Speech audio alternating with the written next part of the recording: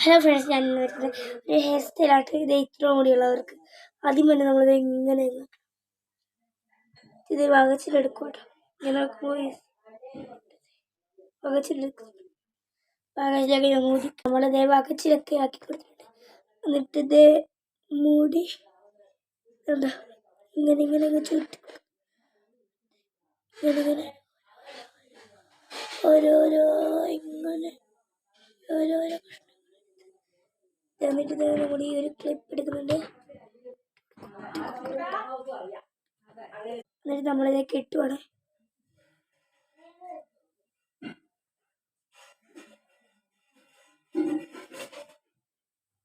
ഇത് കെട്ടിക്കൊടുക്കുന്നത് ഫ്രണ്ട്സ്.